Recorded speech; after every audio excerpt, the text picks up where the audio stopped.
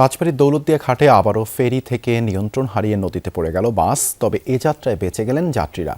আগেই বাস থেকে নেমে যাওয়ায় কেউ হতাহত হয়নি। সকাল 9:30টার দিকে ঘটে এই দুর্ঘটনা। চালক ও হেলপারকে হাসপাতালে ভর্তি করা হয়েছে।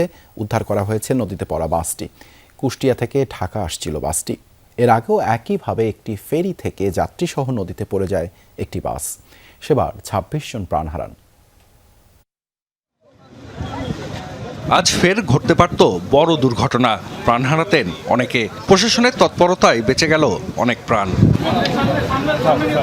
মেহেরপুরের গাংনী ও কুষ্টিয়া থেকে 40 জনের মতো যাত্রী নিয়ে ঢাকার গাবতলীতে আসছিল এসবি পরিবহনের একটি বাস।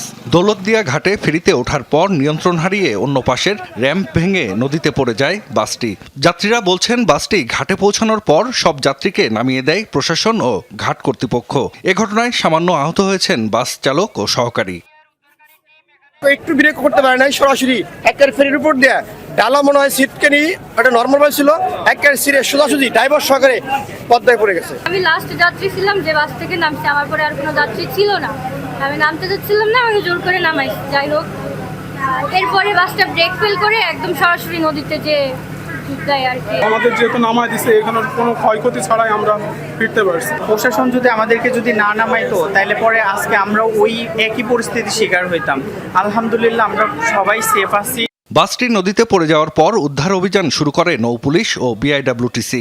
যোগ দেয় উদ্ধারকারী জাহাজ হামজা। সম্মিলিত প্রচেষ্টায় বাসটি উদ্ধারের পর তীরে নেওয়া হয়। 12 ঘটিকার একটু আগে বাসটি পদ্মা নদী থেকে উদ্ধার করে করবে ফেরিতে রাখা হয়েছে। ঊর্ধ্বতন কর্মকর্তাগণ কাজ করছেন, আমরা নিজেরাও তথ্য নিচ্ছি। ঘটনাস্থল পরিদর্শন করেছেন নৌপরিবহন প্রতিমন্ত্রী সহ প্রশাসনের ঊর্ধ্বতন কর্মকর্তারা। গঠন করা হয়েছে 3 সদস্যের তদন্ত কমিটি। যে বাসটি ফেরিতে ওঠার কথা ছিল, সেই ফেরিতে না উঠে সে দ্রুত গতিতে সরাসরি পাশের একটি দাঁড়িয়ে থাকা ফেরির ডালায় আঘাত করে এবং ডালাটি ভেঙে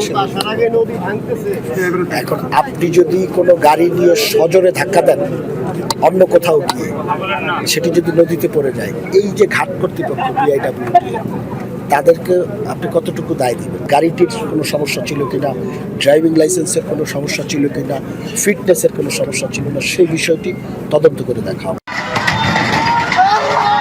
এর আগে গত 25 মার্চ দৌলতদিয়ার 3 নম্বর ফেরিঘাটে একটি যাত্রীবাহী বাস নদীতে পড়ে যায়। এতে মৃত্যু হয় 26 জনের। জাহিদ হাসান, যমুনা নিউজ।